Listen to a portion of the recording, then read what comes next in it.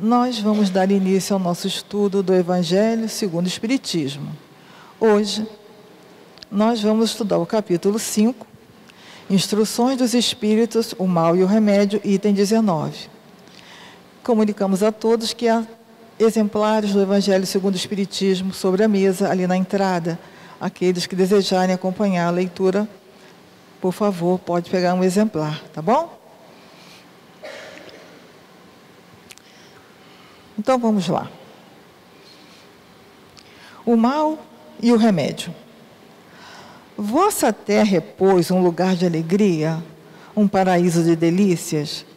A voz do profeta não ressoa mais aos vossos ouvidos? Ele não apregoou que haveria pranto e ranger de dentes para aqueles que nascessem nesse vale de dores? Vós que viestes aí viver, esperai, pois, lágrimas cruciantes e penas amargas. E mais as vossas dores sejam agudas e profundas, olhai o céu e bendizei o Senhor, por ter querido vos experimentar. Ó homens, não reconhecereis, pois, o poder do vosso Mestre, senão quando ele tiver curado as chagas do vosso corpo e coroado os vossos dias de beatitude e de alegria? Não reconhecereis, pois, seu amor, senão quando ele vos tiver adornado o vosso corpo com todas as glórias, ele tiver restituído o seu brilho e sua brancura? Imitai aquele que vos foi dado como exemplo, chegado ao último degrau da abjeção e da miséria, estendido sobre o lixo, disse a Deus: Senhor, conheci todas as alegrias da opulência e me reduzistes à miséria mais profunda. Obrigado, obrigado, meu Deus, por querer bem experimentar vosso servo. Até quando vossos olhares se deterão nos horizontes marcados pela morte? Quando vossa alma desejará, enfim, se soltar além dos limites de um túmulo? Mas se devesse chorar e sofrer toda uma vida, que seria isso ao lado da eternidade de glória reservada àquele que tiver suportado a prova com fé, amor e resignação? Procurai, pois, consolações aos vossos males no futuro que Deus vos prepara, e a causa deles no passado.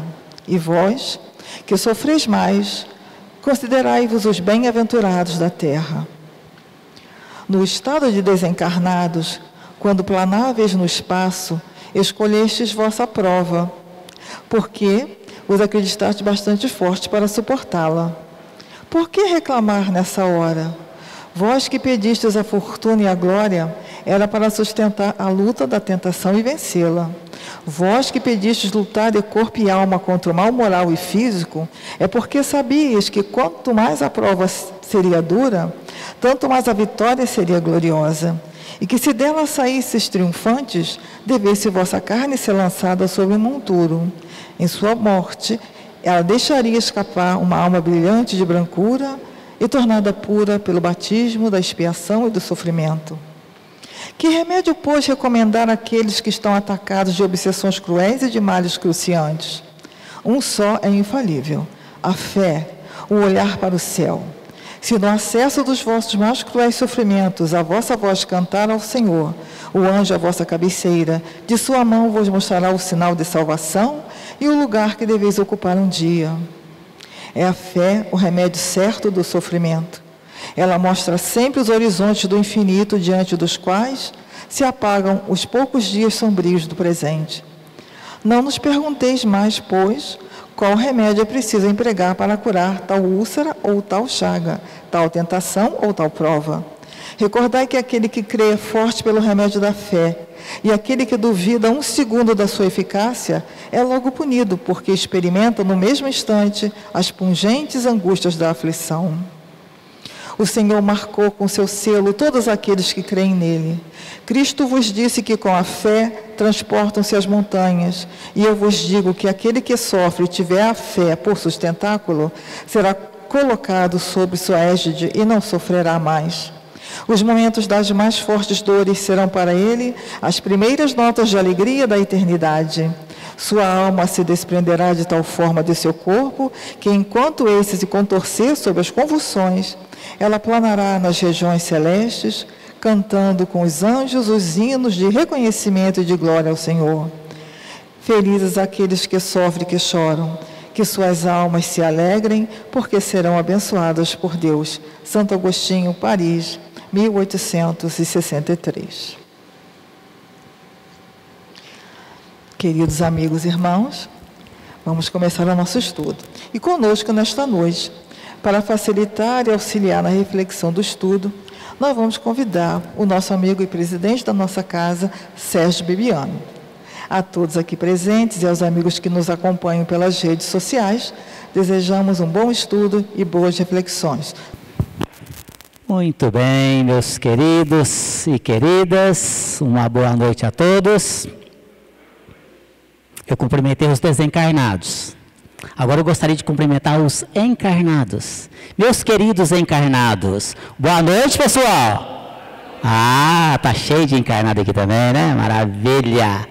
Brincadeira, meus queridos, mas é sempre um prazer e uma alegria muito grande receber cada um de vocês aqui nessa casa de paz, nessa casa de amor, nessa casa de caridade, principalmente no dia de hoje, nos estudos de hoje. Eu quero também cumprimentar os nossos queridos amigos internautas, que agora estão também podendo nos assistir pelo YouTube, nas nossas redes sociais, né? Hoje, dia 8 de janeiro de 2025, né? Eu não sei que dia que você que está nos assistindo agora vai estar assistindo aqui esse nosso estudo. Às vezes a gente às vezes assiste estudo de 2, 3, 4, 5 anos atrás, mas serve para nós naquele dia. E eu tenho certeza que o estudo de hoje, para você que está nos assistindo neste momento, com certeza vai te ajudar bastante. Então, a você, internauta, também o nosso abraço fraterno. E eu dizia para vocês, meus queridos, que eu fico muito feliz com o estudo de hoje, o Evangelho segundo o Espiritismo, que é realizado aqui toda quarta-feira, às 19 horas, sem falta nesta casa. Estudo esse que é de fundamental importância. Na verdade, meus queridos, se as pessoas soubessem o bem que faz, a importância que é o estudo do Evangelho no lar, muitas coisas seriam amenizadas na nossa vida. E esse estudo, eu digo para vocês, tem algumas pessoas aqui que talvez não saibam, mas ele começou há muitos anos atrás, quando eu comecei a estudar a doutrina espírita, na casa da mamãe e do papai, na cozinha, na verdade, seguindo a orientação de um amigo espiritual, lá na Fraternidade Espírita, irmão Glacos, que falou que eu tinha que fazer o Evangelho no lar. E nós começamos esse estudo na cozinha da casa da mamãe, que já se encontra no plano espiritual. Dia 2 de abril, agora fará 2 anos que ela desencarnou. Mas está super bem, graças a Deus. E aí começamos esse estudo na cozinha da casa da mamãe. Aí começou a chegar algumas pessoas, quero participar do estudo também. Pode, claro. Aí foi chegando um, chegando outro. Dali a pouco a cozinha ficou pequena. Aí fomos para a sala, copa, cozinha, ficou pequena, aí não cabia mais ninguém. Meu pai, como é que nós vamos fazer, Sérgio, esse povo cheio de gente aqui, era só o estudo do Evangelho. Ali, né? O povo tudo em pé lá, só faz, né? Vamos construir em cima. Construir um sobradinho lá, uma cobertura na casa. Aí, coloquei as cadeiras, isso aqui agora é o resto da vida. No instantinho estava lotado de gente, para estudar o Evangelho. Dali a pouco, na segunda-feira, fizemos um estudo de mediunidade também. E eu estou contando essa história para vocês porque isso tudo culminou na construção desta casa, que começou na cozinha da casa da mamãe, na cozinha da casa do papai. E aí, não cabia mais ninguém, eu resolvi construir o Centro Espírita Jesus Nazaré. Mas o estudo do Evangelho, que era realizado lá toda quarta-feira, às 19 horas, continua sendo realizado aqui toda quarta-feira, às 19 horas. E vocês sabem quanto tempo que leva para estudar este livro? 28 capítulos. Uma vez por semana, 5 anos. Gasta-se 5 anos para estudar esse livro aqui. Nós estamos no 3º estudo desta casa aqui, que vai fazer agora, esse ano completará 13 anos. Então gasta-se 5 anos para estudar esse livro, religiosamente, uma vez por semana. E quando acabar esse aqui, continua, começa de novo. Um dia, um amigo, frequentador da casa, estávamos terminando o capítulo 28, já terminando o estudo do Evangelho, né, o livro. Ele falou assim, está terminando o Evangelho. O que é que nós vamos estudar agora? Eu falei assim, o Evangelho. De novo? Sim. Mas nós acabamos de estudar agora, sim. Você já aprendeu tudo? Você já consegue colocar em prática tudo o que está no Evangelho? Não, a gente não consegue. Então nós vamos estudar sempre, porque cada vez que a gente estuda, a gente aprende mais um pouquinho, a gente estuda mais um pouquinho e a gente consegue colocar em prática na nossa vida mais um pouquinho, né? Eu estava olhando essa lição de hoje, muito bonita, até de Santo Agostinho. Ele editou essa mensagem naquela época, em 1863, exatamente 99 anos antes de eu nascer. Eu nasci em 1962, ele editou em 1863. Olha só que coisa interessante. Mas sobre o tema que Santo Agostinho vem nos dizer aqui, meus queridos, eu queria falar para vocês o seguinte. Antes de conhecer a doutrina espírita, né, era católico, fervoroso ali e tal, mas eu questionava muito. Eu sempre fui muito questionador, talvez por causa da minha profissão como tributarista, contador, enfim, né, sempre questionei muito as coisas. Mas eu questionava muito a bondade de Deus. E a bondade é a justiça divina. Por que tanto sofrimento na terra? Mas afinal, né, onde que está Deus? Por que tem tanto sofrimento que acontecem conosco? Tantas coisas ruins, tantas coisas horríveis que acontecem conosco, com nossos entes queridos, com outras pessoas que a gente vê tanto sofrimento, né? E eu questionava isso muito. Aí um dia, eu era frequentador da igreja e tal, aí eu fui lá conversar com o padre José, na época já desencarnado, ele, hoje, né? E na época eu falei assim, ô padre, eu queria te fazer 2 perguntas. Na época, ele me chamava de Serginho. Era muito magrinho, né? Muito novinho. Claro, Serginho, vem aqui na sacristia. Vem conversar aqui dentro. Aí fomos para a sacristia. Aí eu fui e perguntei para ele, olha, padre, eu quero te fazer 2 perguntas. E são as seguintes. O senhor acha que Deus é bom ou o senhor acha que Deus é ruim? Ele olhou assustado para mim. Como assim? Que isso, meu filho? Como é que você fala uma coisa dessa dentro da sacristia? Claro que Deus é bom. E o senhor acha que Deus é justo ou o senhor acha que Deus é injusto? Aí ele ficou bravo comigo, ele era um padre bravo. Né? Que isso? Como que você falou uma blasfêmia dessa? Isso é pecado? Eu falei, não, padre, peraí, ué. Deixa eu te explicar por que eu estou fazendo essa pergunta. Se Deus é bom, e se Deus é justo, como o senhor fala, por que tem tanta miséria na terra? Por que tem tanta gente sofrendo tanto? Por que tem tantas doenças, tantas pessoas passando fome? Por que eu vejo pessoas morando debaixo de ponte, de viadutos, não tem onde morar, não tem o que comer? Enquanto tem gente rica, mora em palacetes, em mansões, tem de tudo do bom e do melhor, até joga comida fora. Por que criança sofre? Por que criança fica sem paz? Por que criança fica doente? Por que criança já nasce morta se não tem pecado? Por que, padre? Eu conheço pessoas que têm um coração de ouro, que ajudam tantas pessoas, ajudam todo mundo, mas sofre igual um condenado. Tem tudo quanto é tipo de doença, não tem sequer o mínimo necessário para si, mas tira da boca para dar para o outro. Essa pessoa vai para o céu, não vai? Claro que vai, é lógico que vai, uma pessoa boa. Pois é, padre. Mas eu conheço gente rica, bilionária até, eu tenho clientes ricos agora, que tem muito mais do que precisa, muito mais do que necessário, mas ajuda todo mundo.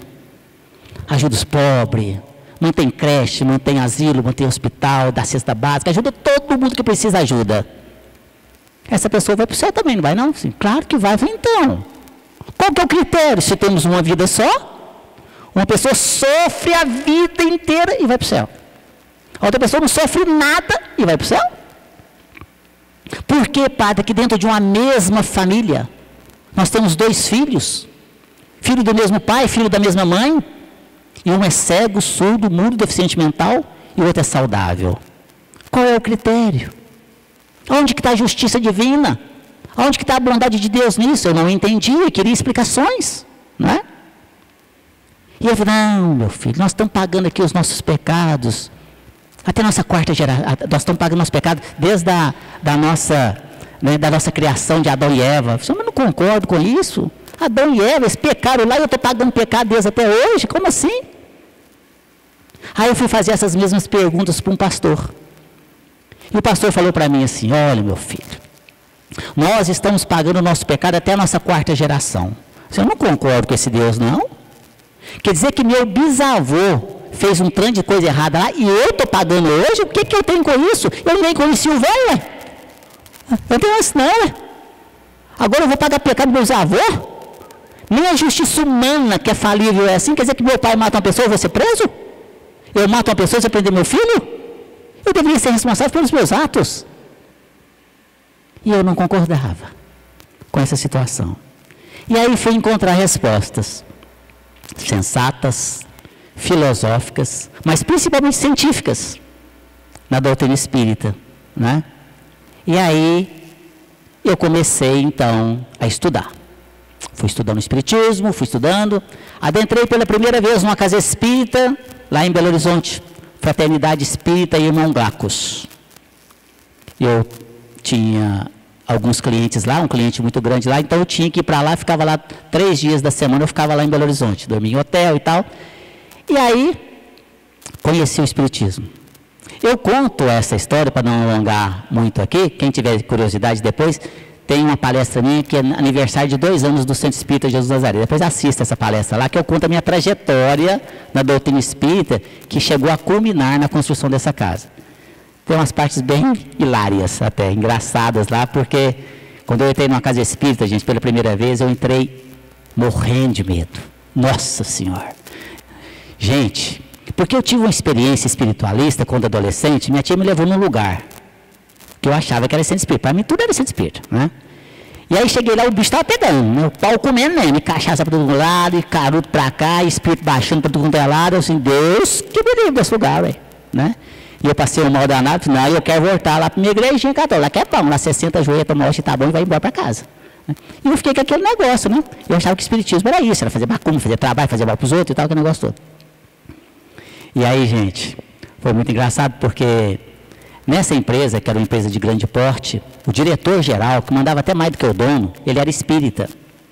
Como eu fiquei sabendo que ele era espírita, caiu no meu conceito assim, como que um cara tão inteligente, que ocupa um cargo tão grande nessa empresa, mexe com essas coisas?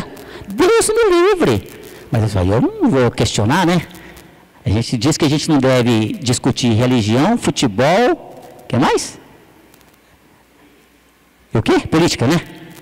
Nem religião, nem política, nem futebol, a gente não deve discutir. E assim foi. Eu ficava lá, eu não vou discutir religião com esse cara, de jeito nenhum. E aí, ele começou a me chamar, né, me chamar de Bebiano. Ô Bebiano, vou lá no centro espírita comigo para você ver como é que é lá. Eu disse, não, estou apertado de serviço aqui, estou agarrado demais, nossa senhora, né? Tava nada, estava tranquilo, né? Aí ele ia embora, e aí assim que ele ia embora, eu ia também para o hotel dormir. E toda vez que ele me chamava, eu falava que estava apertado. Não, estou apertado demais, tem jeito não. Mas um dia, tem uma palavrinha, pessoal, que é terrível, chama-se vaidade. Orgulho e vaidade. Um dia chegou para mim e falou assim, e aí, Bebiano, como é que está o serviço? Está tudo atrasado? Eu falei assim, que é isso, cara? Que atrasado aqui? Aqui sou eu, melhor contador do mundo. Eu sou o cara, eu sou fera. Eu sou bom demais de serviço. É tudo pronto. Balancete pronto, balanço pronto, relatório pronto. Eu sou bom demais de serviço, né? Eu sou incrível, né? Está tão em dia que eu vou até embora mais cedo hoje dormir, porque não tem nada para fazer. Aí eu assim, já que está em dia, vou lá no centro comigo. Eu assim, eu esqueci que a minha desculpa era aquilo do serviço apertado. Eu falei, ai meu Deus, e agora? Como é que eu falo que não vou? Vou ter que ir. E eu fui. Mas eu sou inteligente, Belo Horizonte, de noite, escuro, né? Aí eu estava no carro na frente, eu atrás, ali, né? Aí eu vou despistar aqui, perco dele, desligo o celular, falo que o celular acabou a bateria, amanhã eu estou apertado de novo, não dava nem um palmo de distância no carro, né?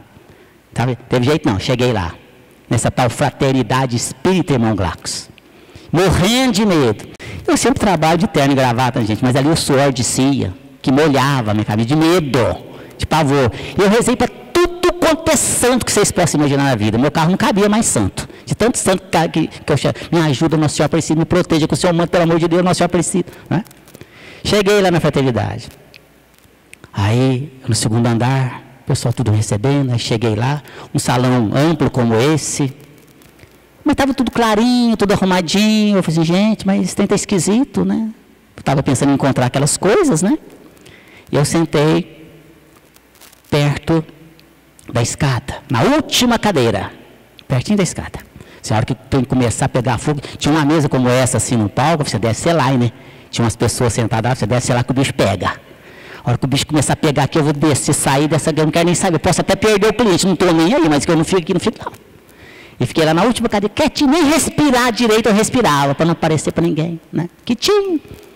E aí fizeram uma prece, tinha gente, tinha homem, tinha mulher, tinha jovem, tinha criança, tinha velho, tinha de tudo, assim, tinha de tudo clarinho, esquisito, né? Estava muito diferente daquilo que eu imaginava.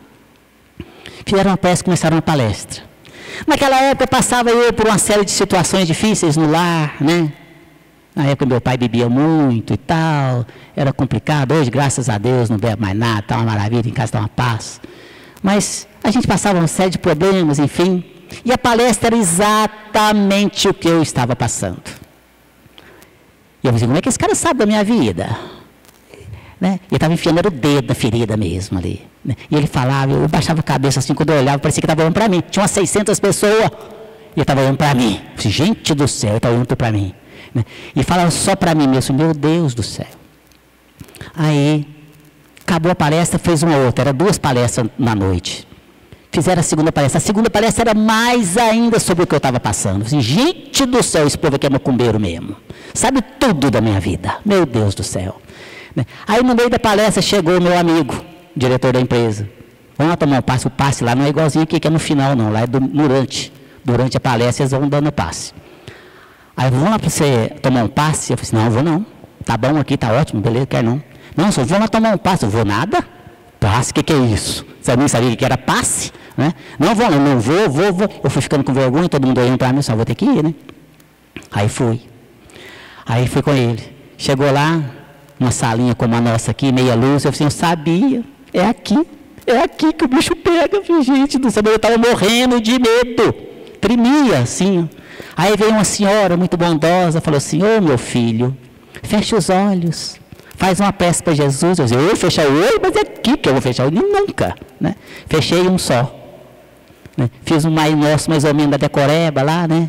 E ela foi aplicando passe ali. O tempo foi ficando bom só. Foi amenizando, foi ficando bom. Você sabe que esse trem está até bom?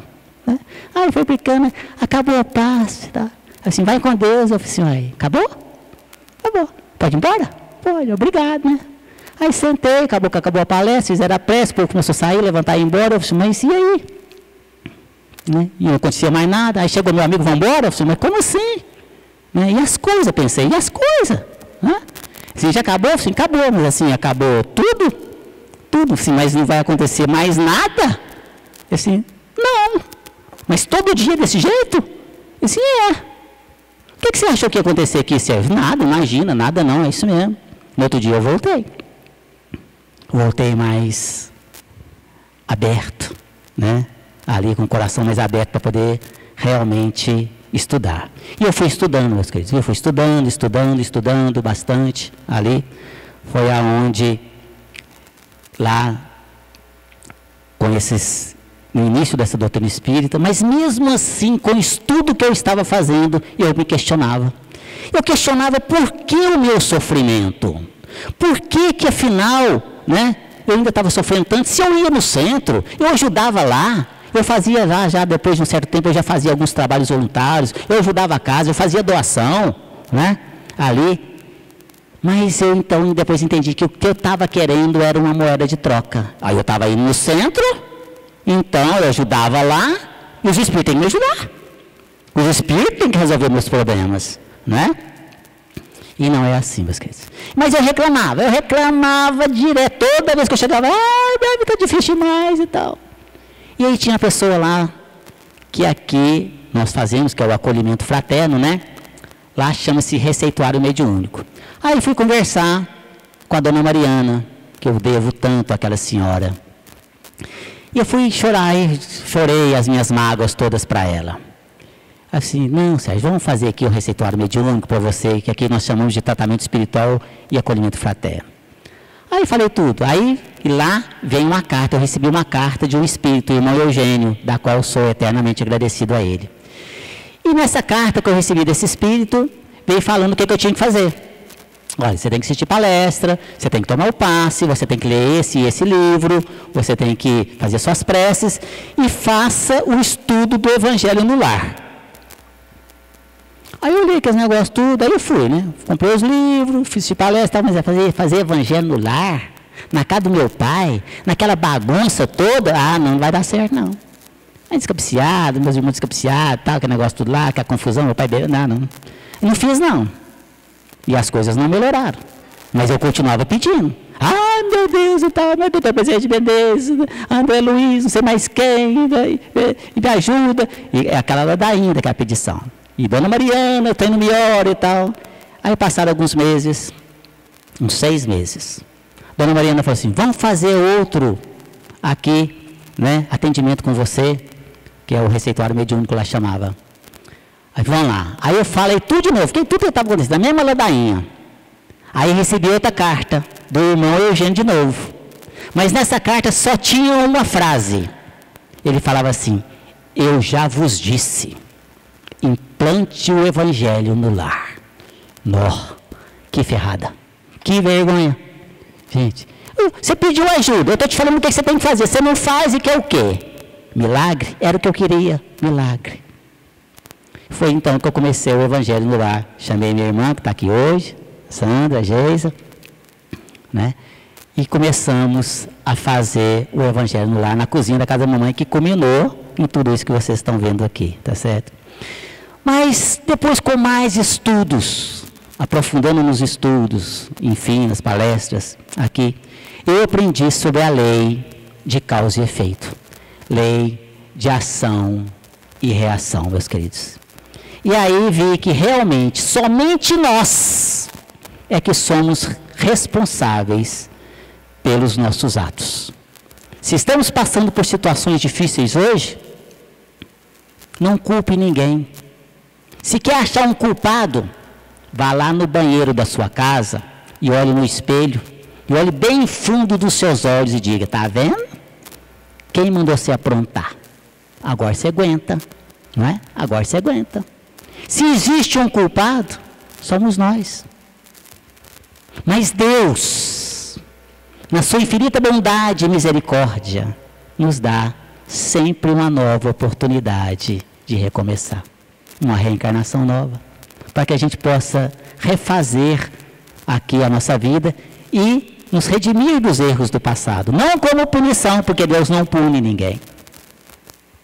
Então, meus queridos, quando estivermos passando por situações difíceis, os nossos entes queridos, ou alguém que você vê que está passando por uma situação muito difícil, se você não vê as causas nessa reencarnação, porque no Evangelho também tem lá causas anteriores das aflições e causas atuais das aflições. Se as causas que você está passando, você não encontra respostas nessa reencarnação, é porque não é dessa. É das reencarnações anteriores. Certa feita, Chico Xavier foi procurado por um casal de pais. E ele foi visitar uma criança. Essa criança estava sem os braços, ali. Era cega, surda e muda. E os médicos, então, falaram que teria que cortar também as pernas dela. E o Chico ficou todo condoído. Meu Deus, como pode uma criança sofrer tanto assim? E Emmanuel, do seu lado, falava para ele assim, com toda a sutileza que Emmanuel tem, né? E daí, Chico? Qual que é o problema? Por que você está triste? Pois você não viu Emmanuel, aquela criança, cega, surda, muda, sem braços, e vai cortar as pernas, vai ficar só que toquinho. Que tristeza, gente. O Emmanuel. Chico, você sabe o que aconteceu com aquela criança? Não. Então eu vou lhe contar. Tem 10 reencarnações consecutivas que ele suicida. Consecutivamente, todas as 10. E ele pediu, antes de reencarnar, para Deus, que na sua infinita bondade e misericórdia, ele pudesse vir sem condições de provocar o suicídio. E assim foi feito. Sem os braços, sem as pernas, sem ouvir as lamentações dos outros, sem ver a tristeza dos outros e sem falar para não pedir para alguém acabar com a sua própria vida. Olha só. Então o que achamos que é uma tristeza, que é uma angústia, é uma bênção.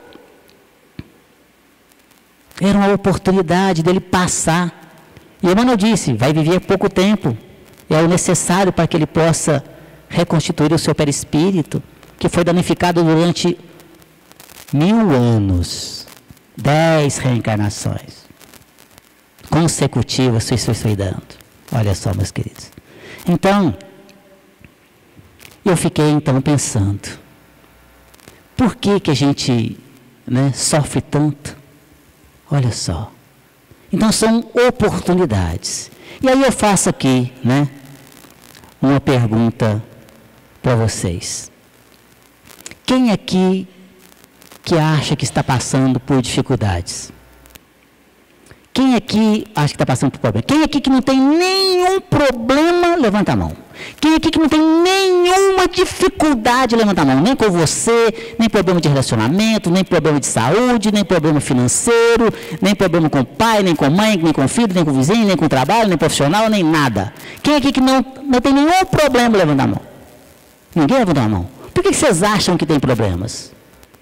Por que vocês acham que tem dificuldade? Não, Senhor, mas que isso, Senhor? Eu não acho. Não. Eu tenho problema. Eu tenho dificuldade. Não tem. Nós não temos problemas. Nós não temos dificuldade. Sabe o que nós temos? Desafios. Desafios a superar. Então, meus queridos, vão lá no seu dicionário, risquem a palavra problema, risquem a palavra dificuldade e argolem a palavra desafio. Porque nós temos desafios a superar. Mas Deus, na sua infinita bondade e misericórdia, sempre nos dá uma nova oportunidade de vencer os nossos desafios. Essa é a verdade, meus queridos. Aqui.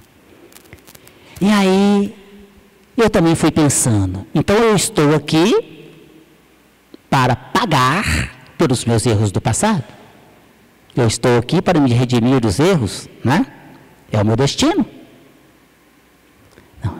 Primeiro, essa palavra resgate, que é muito utilizada no movimento. Eu estou aqui para resgatar meus débitos. Fica parecendo que Deus é um moratório que está me cobrando. Não. Deus está nos dando oportunidades de recomeçar, de nos redimirmos dos erros do passado, sim. De nós podermos nos transformar, fazer a nossa mudança interior, a nossa reforma íntima, devagarinho. Como nos ensina a irmã Cidofor no livro Reforma Íntima Sem Martírio, um dia de cada vez. Ninguém vai sair daqui de hoje, já vai virar um santo, não. É aos poucos mesmo. Uma coisa de cada vez. Nós somos aqui como aqueles alunos que não foram muito bem na escola, tomaram, na minha época chamava de tomar bomba. Você tomou bomba, vai ter que repetir o ano. Então somos repetentes. Não fomos muito bem em várias coisas, mas hoje estamos aqui para nos reconciliar, para reeducar, para reaprender. Esse é o objetivo da reencarnação. Não é uma punição, meus queridos. É uma bênção, é uma oportunidade que Deus nos oferta, né? Porque muitas pessoas que vêm muito aqui na casa e nos procuram, nos conversando conosco. Então, Sérgio, quer dizer que o que eu estou passando hoje é fruto do meu passado, né? Sim, sim. Então, eu tenho que passar sem lamuriar, né? Tem que aceitar, né? Fazer o quê? É o meu destino, né? Está traçado, não está? Não foi na reencarnação, não pediu para passar. Inclusive a lição de hoje fala. Eu não pedi para passar por tudo isso? Por essa situação toda? Então fazer o quê, não é? É o meu destino. E assim, olha, seu destino está aqui. Então, Sérgio, não tem destino? Tem um destino. Ele não está traçado? Está. Então, Sérgio, se tem um destino, está traçado, eu tenho que aceitar, caladinho, sentar ali na porta do centro, chorar as mágoas, né? E ficar quietinho ali e aceitar tudo isso. Eu falei, não é assim, meus queridos. Olha só, não é assim. Existe um destino? Existe. Existe aqui, esse destino ele está traçado? Está traçado. Então, mas ele não é definitivo. Olha só que coisa maravilhosa. Existe um destino, ele está traçado, mas ele não é definitivo. Você pode mudar o seu destino. Você pode alterar o seu destino através do seu livre-arbítrio. Para melhor ou para pior. Está Também tem isso. Para melhor ou para pior, de acordo com os nossos atos, porque isso é uma lei divina. Deus respeita a nossa vontade. Vem as intuições, vem o estudo, nós já sabemos aqui muitas coisas, estamos aprendendo cada dia mais, mas vamos colocar em prática ou não. Depende da vontade de cada um, depende do livre-arbítrio de cada um. Então, meus queridos, nós podemos também mudar o nosso destino. Tem um grande apóstolo, Pedro, que nos ensina, que fala assim: o amor cobre uma multidão de pecados. Olha que coisa linda. Tem um ditado que vocês conhecem que fala assim: quem não aprende pelo amor, aprende pela dor, não é assim? Então, se eu não estou aprendendo pelo amor, eu vou aprender pela dor. Mas e se eu aprender pelo amor? Por que eu tenho que sofrer? Eu estou aprendendo pelo amor. Então, o aprendizado também pode ser pelo amor. O amor cobre uma multidão de pecados. Então, vem o Espírito naquele processo, naquela programação, nas câmaras reencarnatórias, com toda aquela situação, a gente veio para passar por uma situação. Não raro, pedido por nós mesmos. Algumas reencarnações são compulsórias, mas tem muitas, né? A maioria delas, inclusive, nós participamos do nosso processo reencarnatório. E nós pedimos para passar por essa situação, acompanhado pela equipe espiritual, naquele processo, naquele momento da reencarnação, naquele momento de programação. E viemos também com o Espírito Protetor, nosso amigo espiritual, que vai nos auxiliar no decorrer da nossa existência terrena. E às vezes a gente lá no plano espiritual, né, vendo tudo aquilo, ai meu Deus do céu, eu quero vir, não, me ajuda aí, eu tenho que resgatar meus dedos, tudo, eu tenho que melhorar. Eu quero vir cego, surdo, mudo, deficiente mental, deficiente físico, porque aí eu já resolvo meus problemas de uma vez. Não, isso é muito para você, vamos devagar. Uma reencarnação de cada vez. Não, mas aqui eu já venho resolvendo meus problemas, tudo, eu quero vir cego, quero vir surdo, quero vir mudo. Não. Vamos fazer o seguinte, vamos devagar. Você vai vir normal, mas você vai vir assim, zarolho. Você vai vir zarolho, que já dá uma... Ah, não, mas só isso? Não, é só isso, vamos começar devagar. Aí nasce, zarolho. Aí chega aqui, ai, que inferno. Ai, meus olhos, um para cá, um para lá. Ah, não. Como que Deus é ruim? Já pensou se viesse desse jeito? Então, Deus sabe da nossa condição. Mas, quando estamos passando por essas provações e essas expiações, pedidas não raro por nós mesmos, mas tudo isso também pode ser mudado para melhor. Como eu disse, se aqui estamos aprendendo pelo amor, não há mais necessidade do sofrimento. Podemos mudar, meus queridos. Quantas vezes a gente vê as pessoas que às vezes tem um câncer, por exemplo, né? Ali melhora. Outras pessoas, às vezes, na programação, veem que vai ter um câncer no estômago, por exemplo. Mas ela aprendeu a lidar com aquela situação, aprendeu a lidar tudo. Ela mudou aquela situação e às vezes dá uma úlcerazinha, uma gastritezinha, alguma coisinha assim, mais amena. Porque houve essa transformação, porque ela aprendeu as lições que ela tinha que aprender pelo amor. Então nós podemos mudar sim a nossa vida. Se você está passando hoje por situações difíceis, se você está passando por provas e expiações complicadíssimas, tudo passa. Tire primeiro proveito dessas situações. Mas Sérgio, como tirar proveito do sofrimento? Através do ensinamento. Porque o que é que eu tenho que aprender com aquela situação? É isso que nós temos que entender. Ninguém sofre por acaso. Tem um motivo, tem uma razão, tem um porquê, tem uma finalidade. Temos que aprender por que estamos passando por aquilo. Emmanuel nos ensina que temos que aprender com essas situações, porque sofrer por sofrer apenas, aí de nada vale. Aí você veio sofrer, não aprendeu nada. E pelo contrário, ficou resignado. Ah, que inferno, que Deus, nossa, Deus me abandonou, e aí blasfema e tudo. Não aprendeu nada. É orgulhoso, continua sendo orgulhoso. Então nós temos que às vezes o quê? Porque às vezes a gente vem com situações que precisamos às vezes de depender de outras pessoas. Às vezes somos dependentes. Temos que ser levados para o lugar, às vezes uma pessoa tem que cuidar da gente, colocar comidinha na boca, limpar a gente, trocar roupa, colocar fralda, enfim. Vai ver o que você era na outra vida. Orgulhoso. Aí veio para mudar. Não é? Então temos que aprender também com essa questão.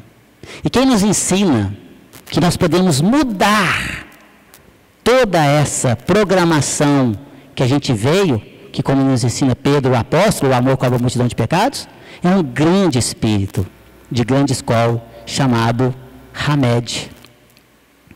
Hamed veio editar um livro maravilhoso para o médium Francisco do Espírito Santo Neto. Esse livro se chama Um Modo de Entender uma Nova Forma de Viver. Um livro maravilhoso, com lições maravilhosas. Depois peguem esse livro da biblioteca emprestado, temos ele aí, para que vocês possam ver. Mas tem uma lição, a lição de número 1, a lição primeira, que vem nos ensinar maravilhosamente sobre o tema de hoje, intitulada Reprogramação. Olha só. Hamed vem nos ensinar que nós podemos mudar a nossa vida atual. Podemos mudar o nosso destino. Podemos reprogramar a nossa existência. E a lição se chama Reprogramação. A lição de número 1, a lição primeira. Leiam para vocês verem. E nessa lição, Hamed vem falar assim para nós. Nascestes no lar de que precisavas. Vestistes o corpo físico que merecias. Moras no melhor lugar que Deus poderia te proporcionar de acordo com a tua necessidade.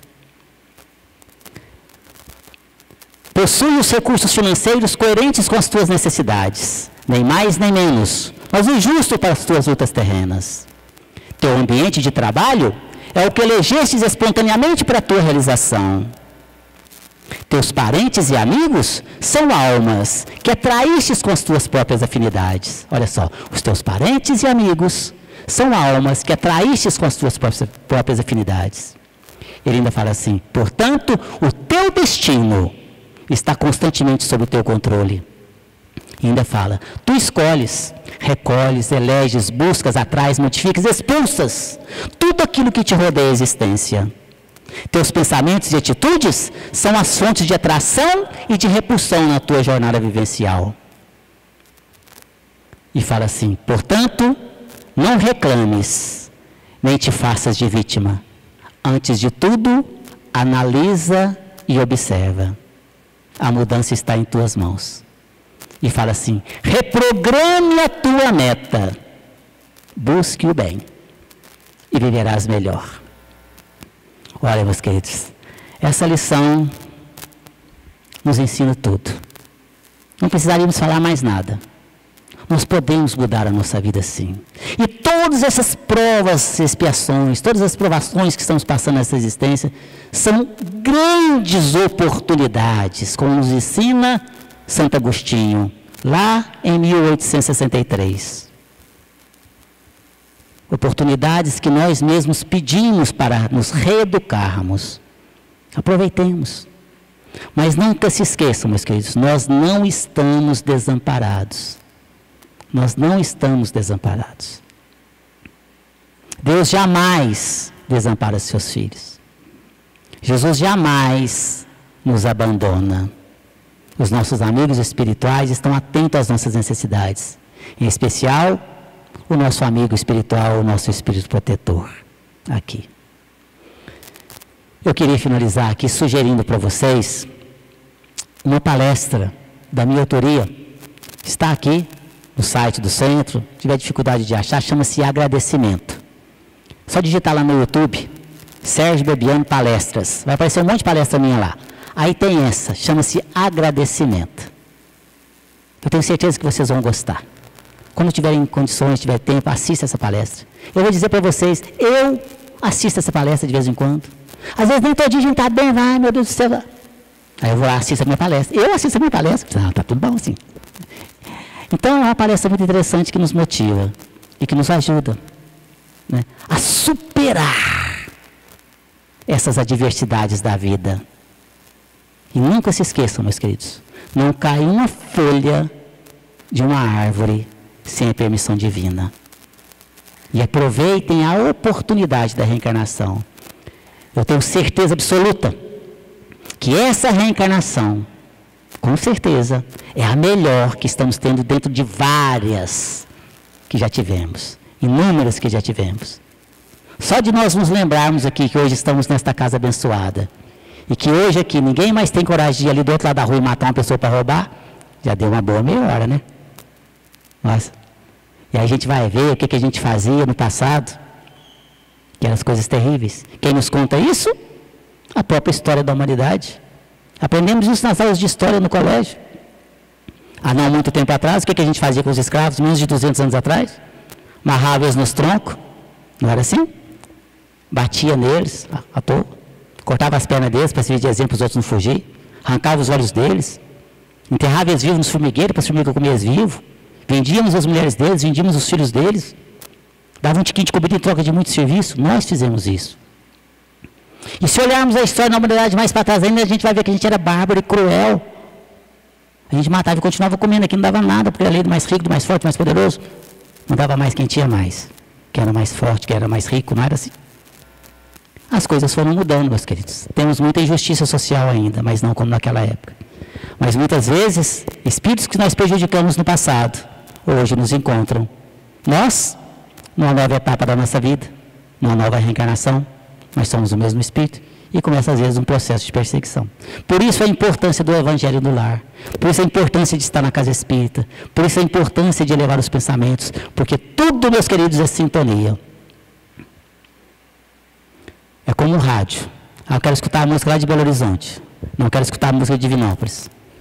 Quando nós elevamos os nossos pensamentos, as nossas vibrações, nós sintonizamos com os bons amigos espirituais. Quando nós baixamos a nossa guarda, através dos maus pensamentos, da maledicência, nós então sintonizamos com entidades desse rabeirão comum, permitindo a aproximação maior. E se a coisa estava ruim, fica pior ainda. Então, não é eles que são lá, é a gente que baixa a guarda. Então, oração sempre. E vamos nos esforçar, meus queridos, cada vez mais, para que possamos nos melhorarmos. Que hoje possamos ser melhores do que ontem, mas que possamos nos esforçar amanhã para sermos melhores que hoje.